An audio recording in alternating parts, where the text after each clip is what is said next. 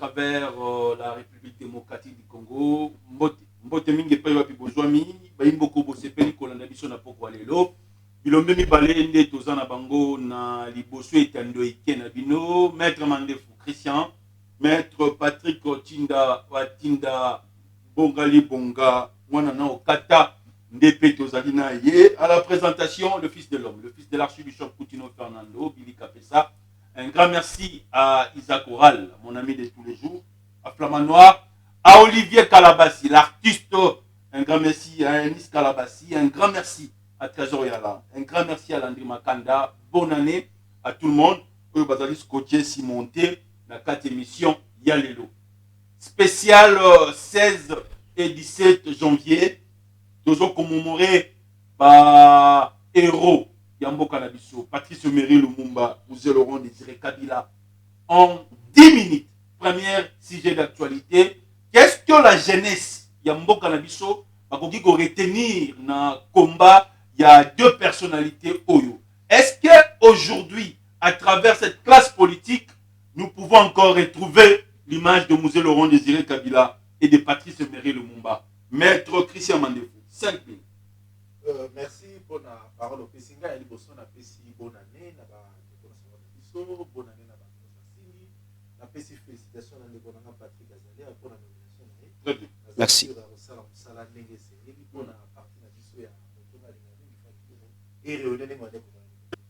Ndeko, na yebisa ba yelo moko. Baliti nyonso esalama na Congo. Depuis Kassavu, Mobutu, le 2 Kabila, na papa na biso Tshisekedi kondo akufuma landi et trouvant qui raison d'être nango. Et trouvant qui peut gain de cause nango. Mais et nyonso wana l'applicabilité pour profiter de l'intérêt général ne pose un problème. Ebi Lumumba, lui tu vas ça qui dit ba koko na biso ba soit qui soit indépendance.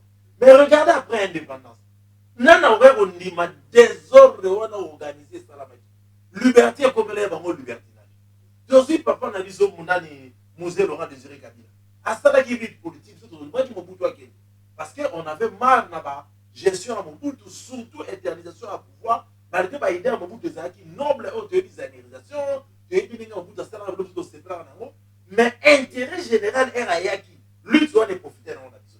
Vous allez remarquer que quand papa a dit son Moussa Ayaki, sur le plan interne, la résistance interne est paralysée.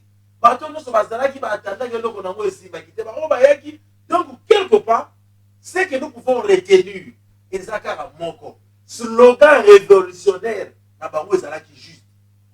Qui va commander la vision. Mais pratiquement, c'est ça qui nous a posé problème. Et réellement, la classe politique, il faut pas travailler, non, la vision ou un slogan, qui est indépendance, mais nous devons nous poser des questions sur le plan pratique. Qu'est-ce qu'il faut faire pour la lutte à Batouana, pratiquement, et profiter de l'intérêt général, et même à sur l'égalité parfaite, et même à sur la méritocratie, la vraie liberté, la unité, la loi, la vraie justice pour qu'on la fait. Très bien, j'admire votre réflexion. Maître Christian Mandefu. Merci, Isaac Oral, Nandimi. C'est peut-être un plan wano beti biso na 4 émissions à l'élo. Christian Mandefu azali moko ya banaliste indépendant mais makanisi na ye apesaka mwa biso na ngambo etali opposition. Patrick Tinda Watinda maloba na mboka na yo. Topesi yo malo. Merci ndeko Mopanzi Sango. Merci Nandeko Christian Mandefu. Ndenge ou félicité ngai Zambi mwana mboka héros vivant Franck Diongo asepela qui était parmi équipe Oyo ako compter na yango était ba relevé parti. Mon mboka maître Patrick Tinda aussi a été nommé, Azalaki nommé secrétaire national en charge de la riposte. Aussi, il y a la question où est Talibongo mine. Ndeko journaliste, na kopesa mbote na baimboka bonne année. bino baso bopalangani na mokili mobimba bozwili bakuya kolanda émission oyo na pesi bino baso mbote bisika biso bino bozwami bongo na ko limbola na motuna na yo ndeko journaliste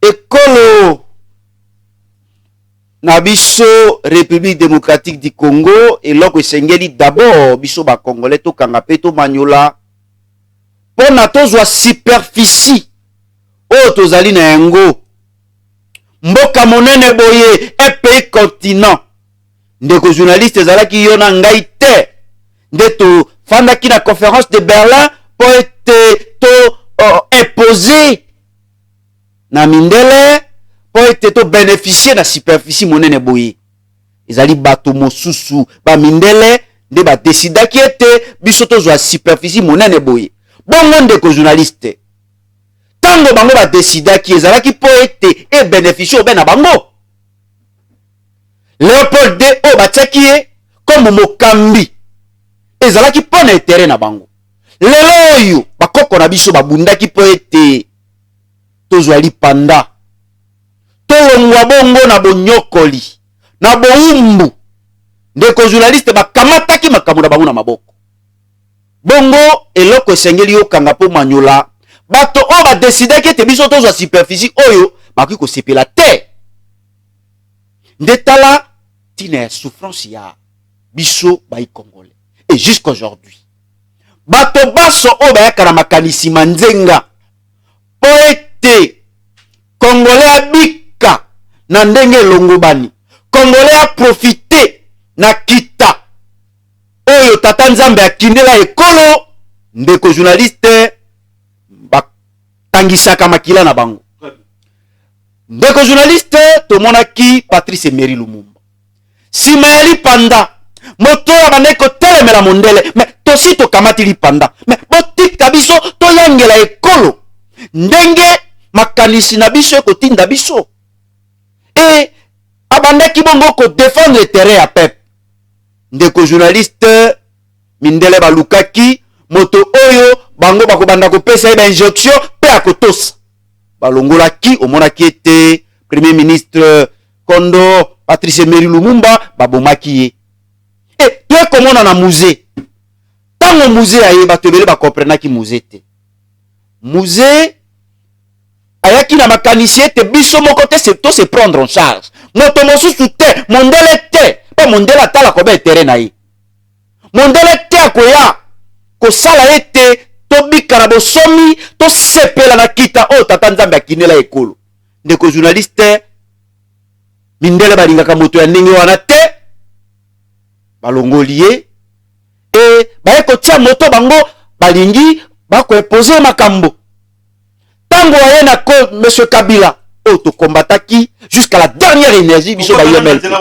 ndeko jour nakoya qu'est-ce que la jeunesse aujourd'hui nakokoma ndeko journaliste monsieur Kabila oyo mindele batiaki asali volonté na bango tango ekomi na mwa suka monsieur Kabila alingi tourne apesa bango mokongo ndeko journaliste omoni ekomeli monsieur Kabila po tomoni mpe na bapays mosusu misusu oyo mindele bazali nanu na confiance na moto na bango batie wana réviser constitution moto akoloba te moto akokonsola te et qu'est-ce que la jeunesse doit retenir jeunesse na koloba na bango boye bandeko na ngai oyo bakotala ngai combat ya personnalité omibale par rapport ya combat ya personnalité oyo ndeko bandeko na ngai oyo bakolanda ngai tolanda ndakisa tolanda ndakisa ya batata na biso oyo bakondo oyo mibale bandima kowa mpo na ekolo po ete peuple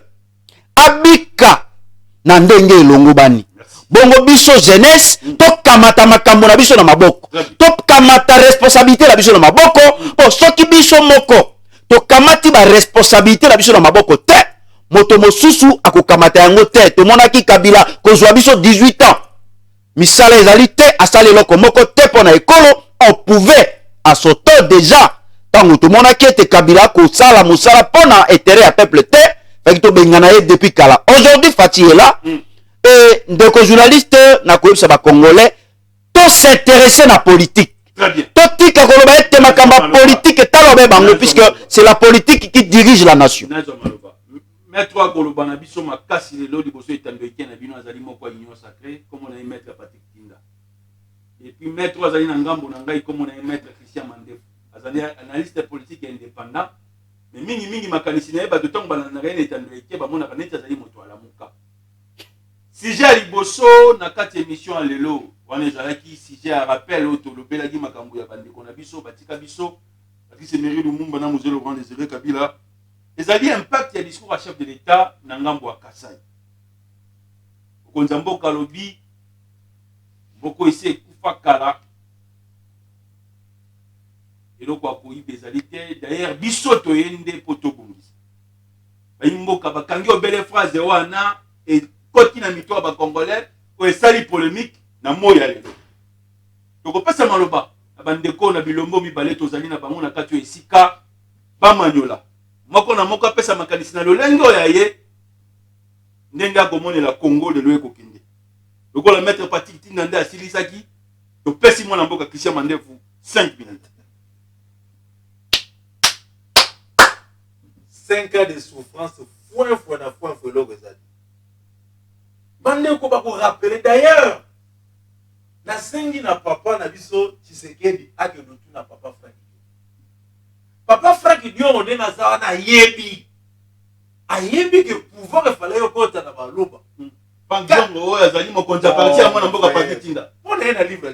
Livre on a la vision quoi nous se faire révéler des Kimba ou comme face à la réalité politique en RDC. Qui sauvera la vision de 4 rois? Mutu onga na zwaka na kenda olgoso soutien et pas na ye na premier mandat papa Kabila poto mzali bazaki papa Frank Dion.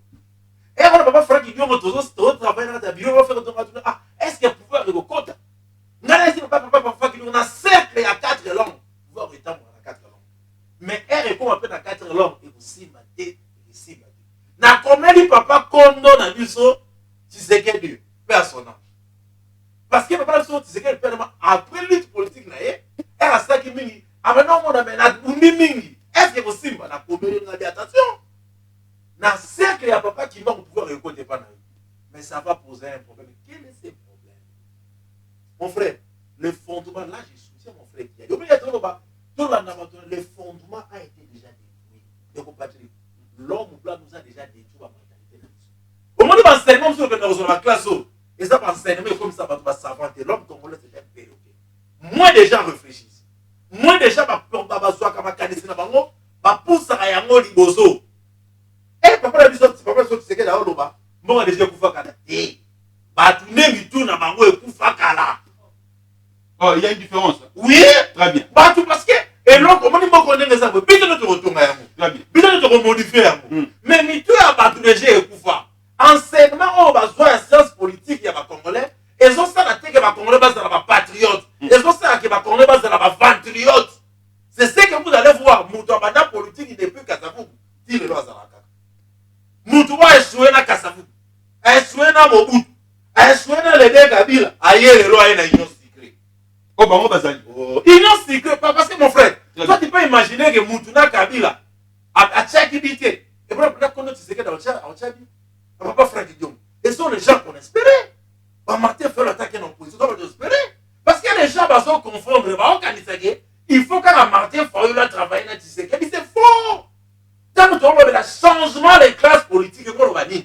Les kabilistes, les Kassafa, les Mobutistes, les kabilistes, les Ballons. Tout ce qui est dans la classe politique nouvelle. Dans la classe politique nouvelle, tu as un bateau dans l'opposition, tu as un bateau dans la majorité. On se comprend. Donc, le cas de Martin qui formait la vision à justice. Il y a 4e pouvoir. Et ça, ma lame, papa la vision Fayoulou, à Zarapoto. Papa la vision Tshisekedi à Zarapoto. Parce que, attends le lot, pouvoir est ça, le 4e pouvoir résolu. Donc, on ne peut jamais avoir Batou. Nous, on se passe dans la position, c'est faux. Et c'est un moment de essayer à Batou. Nabi, réfléchir, on va réfléchir, car il fallait que papa Fayoulou à lobby. Maintenant, il papa Tshisekedi à Kabana, Kabila, il y a foyer, non. Il y a Tiga dans la position. Mais papa Tshisekedi, il faut que fasse dans la vision. Soit dit Kabila, Bandère, il y a été. Mais il faut que parce qu'on suppose que Baouti place Moko. Donc, Moko est Koufati. Batou Nemi, tout n'a pas et Koufa. Batou Bassa, génie. Le monde est dirigé par des génies. Il faut soit pensée métaphysique ou comme ça, mathématique palpable. C'est pas facile. Pour soit langue Congo, langue Ngala, langue Swahili, Guna, Chiluba, au Pinsango 1, 4 valeurs spirituelles. Liberté à Congo, unité à Ngala, loi à Swahili et Balouba justice. Pour faire ça, c'est 4 valeurs négligées en monde. Un pays de droit, c'est un pays où il y a la liberté, il y a l'unité, il y a le respect de loi, il y a la justice. 4 valeurs spirituelles négligées. Donc pour se former le métaphysique, on comme ça, on parle pas de force à génie. Mais malheureusement, en Congo, il y a moins de génie. Bateau va ça génie, on va ça capable de la famille. C'est ce qui fait comment les bateaux vont diriger le Moka. Parce qu'on a pas monté. Bango au sein de l'autorité. Ce sont les Congo, Congo et Koufati.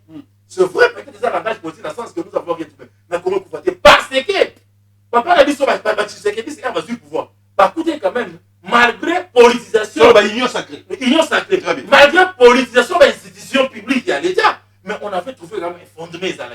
Le fondement, il fallait que le bateau soit capable de remonter. Donc ils n'ont rien fait. N'est-ce que le mot est bon parce qu'avant qu'on ait le pouvoir, il faut faire la place où il Koufa, il y a un salini. Très bien. Coup sur coup, Nenge Manuel Ramazani Chadar Abandai Koloba. Maître Patrick Tinda Tinda. Merci Ndeko Nalandi. Maître Christian Mandef Nabokebi. Ndeko journaliste Ngana Koloba Boui. Je pense que Nakolanda Maye Tata Mokonza Ekolo Alobi était Mboka ici Koufa Kala Yaye pour être Asikola à sauver Ekolo Ngana Koloba Boui. Peut-être Kouloutou Nangai, Félix Antoine Tshisekedi, président de la République, a mis, puisque mon Betaka toujours Libakou, mon Okwezanga Robeta Libakou, il pouvait plutôt dire que l'homme congolais né à Koufa. Pourquoi l'homme congolais à Koufa? Des journalistes, ceux qui ont tali classe politique au Euti Koleka. Au tali classe politique au Yalelo, au comment a été moi Mboka Félix Antoine Tshisekedi n'avait vraiment pas les soucis, il y a qu'à changer complètement la classe politique. Parce que Bisso ba MLP, au Yotozwaki, Mokano, vous avez député dans l'Assemblée nationale. Des journalistes, politique pèse au compte. des journalistes, Tikangana Silisa. Tikangana Silisa Makanisi. Bisso ba MLP, Oyo Tondimi, Kotia Maboko na mwana mboka Félix Antoine. Kabia même, to se retira qui na l'élection, des sali étaient tous en bas député. Quand tout le monde qui était, bah Nicolas Bisso a IDPS pe basalaka yango et les Komoko boy. Aujourd'hui ils ont des députés. Na lobby boy. Ndeko journaliste. Oko bungi sangai makanisi. Oko kata kata ngai na lobby boy. OK. Problème ezali nini? Mwana mboka Félix Antoine o biso ba MLP. To pesaki e maboko. To ebisaki e boye. Tango to bundi ete bakabona na monsieur Kabila. Bakabona na bato ya FCC. To ebisaki e dissoudre parlement. On ezali makanisi puisque biso ba MLP to zali wana te kaka pona ko critiquer ou pona ko loba mais to pesaka makanisi. To ebisaki e dissoudre inane leki dissoudre comme mwana mboka Mabunda akotelemela yo et il y a conflit et talisami polele ezali susu ya ko bomba te ba ordonnance à chef de l'état ko za la critiquer na niveau ya assemblée nationale to senga kina ye dissoudre l'Assemblée nationale. Zonga et pas ya peuple. Yebisa peuple. Et ozali na besoin de majorité pour otonga ekolo. Ozali na besoin de changer classe politique. Et c'est ce qu'il devait faire. Alors qu'il bisote, des journalistes, aye kosala kosenga ete union sacrée salama, union sacrée salami a continué na parlement au bisoto combattre que le bagay était à dissoudre yango et kosala ete pour former gouvernement et sengela ki a solo la ben na ba député bazali wana et nako solo la kala ba député bazali wana po ete ba pesa ye majorité pas ou majorité et ça li était moyen classe politique échanger ezalité moyen classe politique échanger ezalité et donc comment on a été les mêmes causes produisent les mêmes effets ceux qui ont na gouvernement ezali be batoyo tant bazalaki pas Kabila oh biso to combataki batondi na gouvernement les mêmes personnes kaka bango puisque soit disons bazali na ba député belé comme basengaki baya ina union sacrée baye bakimi Kabila baye bapesi bango ba poste biso ba oyo tozali na vision ya papa Etienne Tshisekedi biso ba oyo to bundaki pour na changement to bundaki pour être classe politique échanger to zora bato oyo ba bundaki balindimaki ko sacrifier ba vie na bango pour être ba sale la écolo et peuple sati changement ba wana ba tie bango na bas de touche les mêmes personnes qui avaient travaillé avec monsieur Kabila et quelques individus o ba utaki na mboka ba paya o ba bi pasi o biso to monaki te pona ko bundela écolo ko ndima ko sacrifier ba vie na biso et ce sont ces personnes là to moni ba on a gouvernement de warrior comme tozala ka ba pessimiste te tozala ka ba optimiste biso ba MLP po ba ko combattre le gouvernement soit disons des warriors pour bino bo se retrouver na katité Olanda ki mona mboka Frank Diongo Olanda ki biso ba MLP ko pesa bango chance po tolobi ceux qui tolobi to combattre bango ezali pouvoir oya biso to pesa bango chance comme chef de l'état lobby ba ya na vision ba kota na vision na ye et pas la biso bangala balobaka mbise bandaka ko polobe na moto non non 5 minutes nangana ne kokite et loko la ngina lo bezali ya motia comme pas la biso bangala balobaka mbise bandaka ko polobe na moto tolobaki boye biso ba MLP comme c'est le fils des sphinx oyo to bundana ye bitumba qui est à la tête du pays to pesa bango chance to pesa gouvernement chance comme ezala na si leadership na ye totala comment il faut travailler pour l'intérêt du peuple parce que to lobi to combattre le gouvernement oyo ezali comme si to combattre le peuple congolais puisque le peuple congolais fait confiance au chef de l'état ba kozela ete chef de l'état oyo yelaki bango makani comment ba projet oyo ayelaki bango alakaki bango makambo peuple bandaki kozela ete maye maso oyo mwana mboka Félix Antoine Tshisekedi alakaki bango comme a promettre bango ete bato ngana gouvernement oyo ya sikoyo ezali ya PPT ilukamba ba oyo bo sala bango confiance et longo moko na ngai nous allons travailler pour l'intérêt du peuple mais si maya bo magnoli ndenge ba sali musala ndeko journaliste laissez-moi vous dire Maître Patrick Tinda azali na regret le plus total. Mais il faut démissionner. Pourquoi ne pas se retirer? Non, qui doit démissionner? Pourquoi ne pas... On n'est pas aux affaires. On va démissionner comment? Vous parlez de démission? Retirez-vous alors de l'Union sacrée. Nous disons ceci. Pourquoi vous restez encore là? Écoutez. Oui. Écoutez. Oyokaki, mwana mboka Frank Diongo koloba ete biso ba MLP to pesi mwana ya Kondo seconde chance. Si il continue na bato oyo classe politique oyo pola s'il continue avec eux nous allons prendre des décisions puisque le peuple jusque là ne se retrouve pas.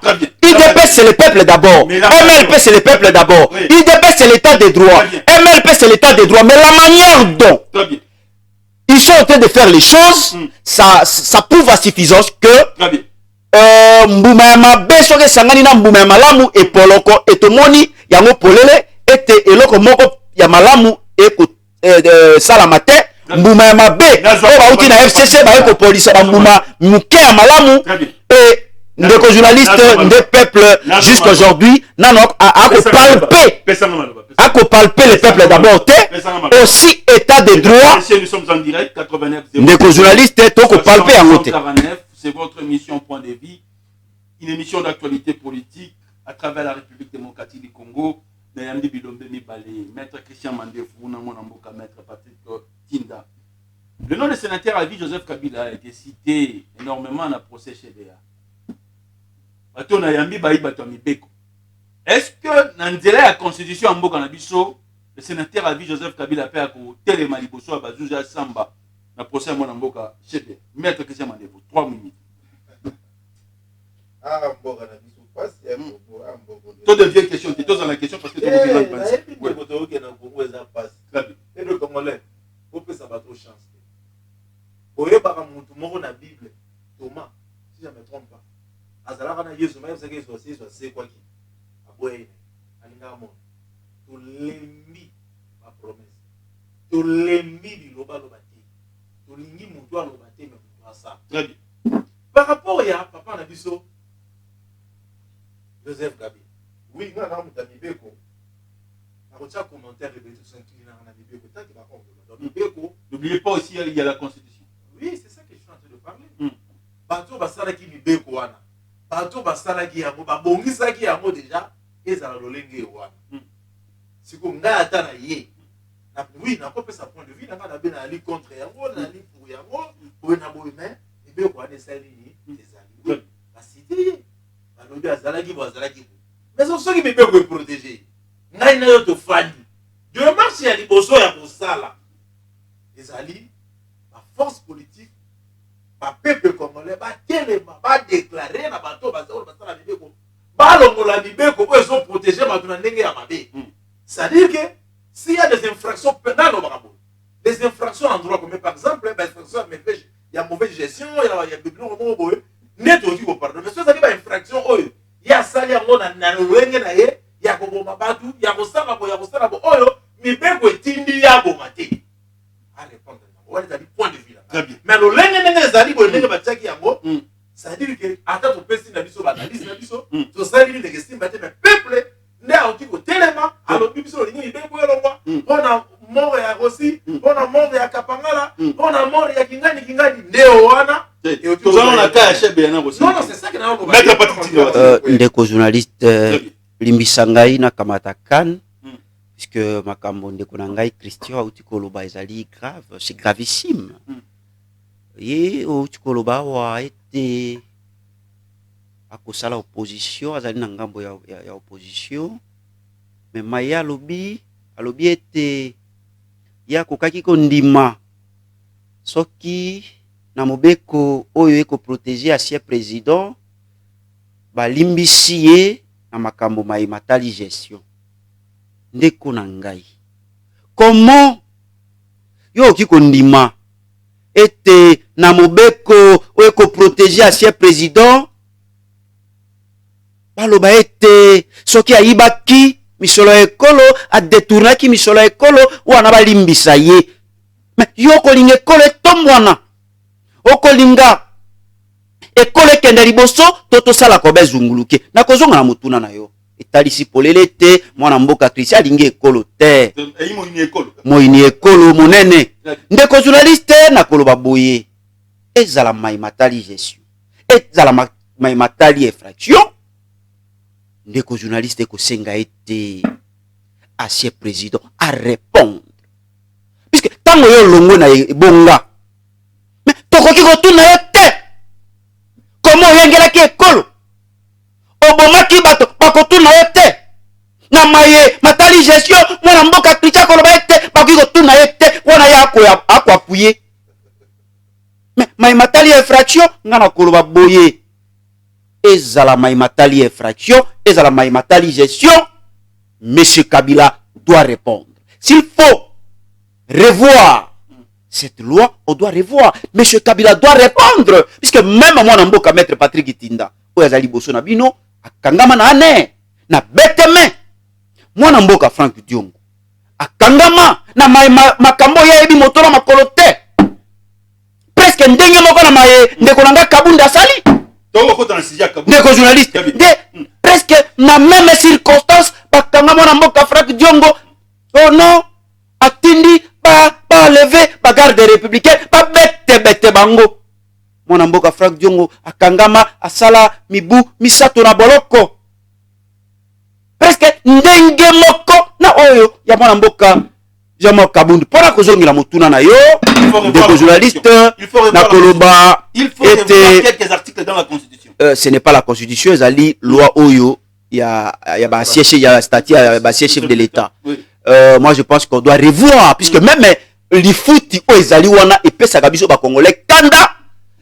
Je demande ba député oyo nanga sopela FCC o lelo yo basali semblant yoka ndeko journaliste tango na koloba tikanga na loba oyo nanga sopela bandeko FCC po balukaki bazwa majorité nanga publiaki élection seni ya publié oyo nanga sopela bandeko FCC lelo yo basali maso ete zunguluke basopana na classe politique oyo po ete peuple a continué konyokwama okomona bango ndeko journaliste na kosenge na bango puisque bamisusu bazali te obe bango bomeka na kotala loi oyo bomeka ko réviser yango ko revoir loi oyo bolongola ba article ya bosoto po etondi ye Kabila baki ko poursuivre ete po yazali anzelu alors que bakotanga ye na liwa ya mwana mboka oyo abungisa bomoyibwaye lelo famille na etikala na pasi famille à chauffeur na etikala na pasi bakotanga monsieur Kabila. Moi je pense que ndeko journaliste bino ba oyo botondi na parlement soit disons ba élu du peuple soit bozali vraiment ba élu du peuple solo oboko tambola kana ba palissade ko wayaka botala loi oyo très bien ba imboko pour protéger monsieur Kabila boko landa biso bon revoir yango nzela ya état de droit mbilinga ekoti na ngambo ba imboko ba yaki na vision le peuple d'abord mwana mboka Jean-Marc Kabundu akabundu ba visitaki ye pa bandeko na biso ba garde républicaine to moni yango na ba itando ike na nzela ya réseaux sociaux bilombe on a yambi lelo ba kopesa makanisi na bango na nzela ya démission otoko ka mwana mboka Jean-Marc Kabundu a ko déposer étant qu'un homme d'état kuna na ngambo assemblée nationale mwana mboka maître Kisha Mandefu ba ko sala biso déjà si nous na 15 minutes 3 minutes au côté de la dernière. D'ailleurs, dans la ligne, événement, oui, film à Chic Norris. Oh, il fait un Chic Norris. Il faut battre un mot bongo, battre un mot zéboana. Donc, pour comme l'opération, comme le rôle là, soldat américain va na Vietnam. Et comme le rôle soldat américain, comme il filme Rambo trop, non, non, mon amour. Ouais, déjà, théâtralisation. Il dépasse ça la Sony. Oui, ça veut dire que ça peut mon frère. On vient de dire que la TV, oh, tiens, ce qu'on touche garde républicain, on touche chef de l'État. Non, non, ici. Bah, soldat nyonso, que ce soit la police, que ce soit la garde républicaine, que ce soit la soldat de l'armée, ou la bundaranase, bah, moi, nyonso, bah, ça, la et ça, na complémentarité. Il faut vraiment se battre à moula na libeko. Soldat à faire d'essai. Ceux qui accoutent, bah, zoya. Bakutif soldat par exemple la police aza ko se méconduire ba ko maîtriser ba PC na ba organe oyo esengeli ba juger ceux qui peut bango ba maîtriser qui est mabe ezali te la police na ba lokola faire de ça maîtriser biso mabe biso ça ni tu ko répliquer bango na pesa total ba film mindele na on peut se comment un film moko ya Jacques Boy au moment na ba FBI ba yo kuta na la police ba yo kuta na place mo la police ayo ça le loko ba kuta na pena ba ta FBI bino biso to ça to maîtriser peuple tout ça mais bon, comme on est pour nous, on a ce qu'on pose là, on va éviter. Mais on peut dire service, on a besoin, on a pas vu, quelque chose qui n'a pas vu, qui est pour qu'on a dit, on a auditorat. Tu diriges Mboka na Libeko. Parce que on est allé le voir beaucoup de côté à conflit. Lobby, au moment où on a des sous soldats, on peut faire des sommets à dire, on va dire comme la Poutine ailleurs, bah, il va bêtiser, il va dire, on dit, oh, on est venu au Canada au canapé, à 5 minutes, puis de côté, Mboka est à bon à bon modèle. Ceux qui va soldat Jean-Marc Kabundu, va se comporter qui m'a fait. La soldat n'a vu sur agir, la redit que ça la film magique nous récité. Nous allons mboka moko. Hiérarchie ezali, ba ko kende mon cause vraiment au kende amino to stabilité, ba toi na ba kende mon auditorat, ba sambisi ba. Donc tout le monde harmonieuse na mboka. To li ba na mboka moko. To ti ko ba na ko bunda na biloko te. Wana ezali comportement wana, ezali comportement ya malamu te. Attaque ba musu ba condamner koto te be événement te. Nenge les gars qui vraiment ya solo to éviter parce que ba rumeur ezali mais koya ko konta na ndako ya moninga bino so bali ba soda boki ko saboki on la vengeance est-ce que biso comment to ko bunda entre biso na biso hein biso milite na biso ezali entre biso na biso la congolais ata ko makanisi ezali epai na epai lite na biso ezali pona batu o ba oya ko boma Congo lite na biso ezali ya makanisi ya mabego ezo sali ni ezo boma Congo donc tozala batu mo tozali réfléchir c'est-à-dire quel que soit loko yango esala maki bongo mais tomoni batournele biso soki ya Ramboy soki ya Chic Norris soki opération ya Vietnam soki ya nini eleka lisusu te. Donc na sengi pe na ba politique na biso to linga pe ko chaka moto parce que bato biso ba récupérer ko lokola événement mongo ya kosepela nango mais to sengi ba condition ya armée ya koto na ya koto bazongisa basoda bana molongo ba sa bango nzela pona mbala sima biloko wana eleka lisusu. Patrick Tinda Wati. Merci. Vas-y 3 minutes. Ndeko, je pense que Nalandi Ndeko Langana Bokebi Ndeko ako se basé puisque namoni etalisami polele me baimboka obakolanda biso ekotalisama polele te Ndeko alingaka filme mingi bongo na bolingi filme abosani Ndeko journaliste actualité omoni abeti monoko. Moi je pense que maye tolandi na bokebi na baetando eke ezali mbala ya liboso te comportement ya mwana mboka Jean-Marc Kabund on a kopesa pe mbote soki azwi bongo libaku ya kolanda émission oyo Ndeko Kabund na ko s'adresser na yo. Et puis d'abord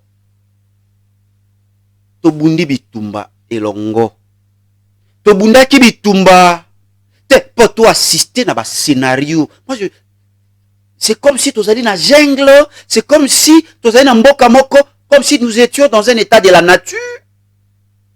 Lokola mboka ezali na bakonzi te na bayangeli te. Ndeko journaliste comportement ya mwana mboka Jean-Marc azali mokonzi ya PCRT. Mwana mboka Jean-Marc azali premier vice-président de l'Assemblée nationale. Bongo ataye amoni ete na mayematali circulation routière. Mwa mbilinga mwa nyamu eko salama. Ndeko journaliste ya ko sala ekela ya ko sala te to ko déplorer to kamata ki pouvoir pona mayo ko sala te. Okotinda ba soldat na yo ba ko tobolo mi pini ami tuka ya bato. Ça c'est nous sommes dans quel pays? Et mayebi soto moni Ndeko journaliste et salama na ekolo mokoloni même Kabila o biso to combataki jusqu'à la dernière énergie mais to komona c'est comme si to na moi zengle c'est comme si to kobika na pays moko pembeni ya mai. Ndeko journaliste Ndeko Kabunda moni moi mbilinga circulation routière à kotinda boya ba policier ko kende ko se faire justice. Digbi, bendi, la garde républicaine, kamata monduk, a désarmé, pouvoir nini, policier azalina yango, Ndeko journaliste, ya kota maboko. Et ce n'est pas garde républicaine, moutazaki na volant, en droit on dit, l'infraction est individuelle. Nani azalaki na volant, ce n'est pas les soldats. Et ils n'ont pas qualité, ils n'ont pas ce pouvoir. PC Razali. Mais, auto komona, bato combien bakolela na comportement ya mwana mboka Jean-Marc Kabund. Komba na biso zalaki ya boy. Ndeko journaliste. Papa tikaki biso na Kabund. Papa tiki biso na Kabund elingi koloba te na lobi boye. Papa tiki biso na mwana mboka Jean-Marc Kabund elingi koloba te makambo maso ya mabe. Puisque Ndeko Kabunda azali na makambo na epe ya malamu mais oyo oh Seigneur soko ko minimiser comment ya mwana mboka Franck Diongo moi ça va me décevoir na kozala étonné et déçu.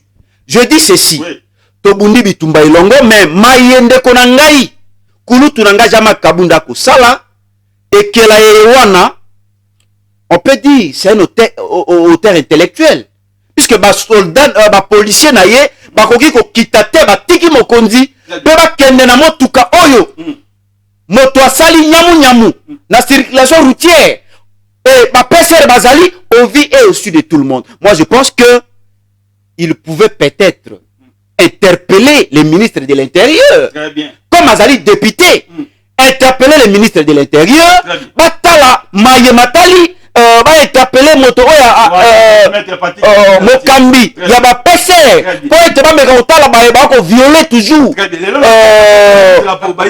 ndeko journaliste est-ce que kotika nga na cité est-ce que kopesa nga 1 minute na cité na lobby est-ce que kopesa nga 1 minute na cité moi je pense que maye kela ndeko Kabunda sali ekotalisa polele te ndeko Kabunda a commis un excès de pouvoir. Et ce n'est pas normal, ce n'est pas dans un état de droit. À quoi qu'on se fait justice, c'est un auteur intellectuel normalement. Non, et aussi, je condamne aussi. S'il vous plaît. Non, Nadina condamné acte soldat, puisque Nazali église au milieu du village. Na condamné ndeko Kabunda, na condamné aussi. Très bien. Bande ekela eye bande ko garde républicaine basali ceux qui ba monaki été ndeko na bango azalaki abetamaki ba désarmaki alors que ces gens-là n'avaient ni qualité ni pouvoir fait que ba kende qui de droit bato oyo ba kokai ko sanctionner ba soldats wana ba se plaindre mais le fait pour 8 minutes ba garde ya mwana mboka Kabunda ya ko se faire justice aussi il y a bagarre des républicaines, ça je condamne. Nous ne sommes pas dans un état de la nature. 0060 49. Mon père spirituel, l'archbishop Coutinho Fernando avait l'habitude de dire tant Azaki Nanou, la Kinshasa va qu'il y ait des retraites dans Poto, sauvons les Congo. Tant on a Zoya Baïbinga drapeau, on a poche Baïbinga, on a victoire. On a Sarabino Moni, on a l'eau, on a Naté loco.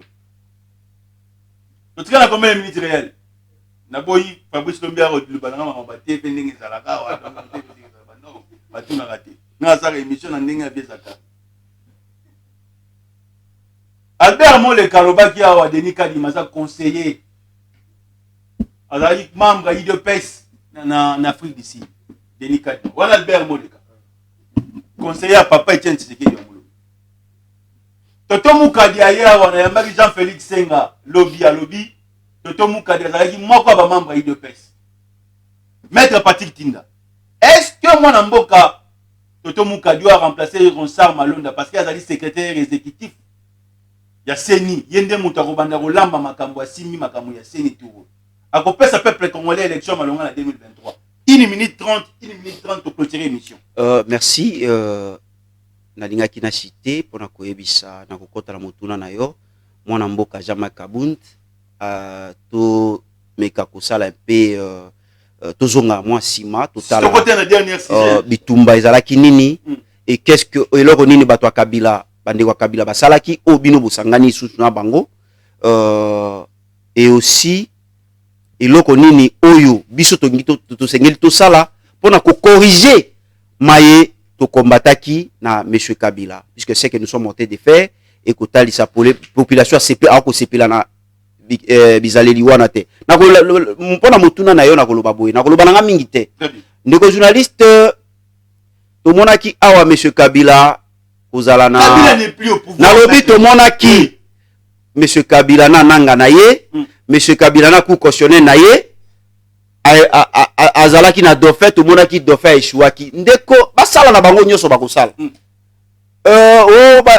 batia na bango problème ezali le peuple azwanaika kosa soki akomona ete ndeko Tshisekedi asali mosala na seka wana pona etere na bango puisque baseka na biso ekokende bamibu na biso ekokende bambu soki otikalaki na 10 ans po kufa Félix azwi oseka otikali obe na seka nalobi boye je dis ceci tozali pembe na ye tokoloba mais soki akoyoka biso te tokozwa bamiko je dis ceci peuple ye moko akamata bare peuple bazobaka ye te tomonaki touti ko fêter awa ba martyr ya lipanda mais peuple ndenge nini oyo basala bobeti maboko population yibi mbongo lobi ya une élection apesi yo okamati obeteli maboko peuple na koloba na yo boye lamuka soki Félix Tshisekedi président de la République asali malamu na kosenga na bino bo décider soki bokopesa eseka bope mais soki asali malamu te eke bino mo bozali conscient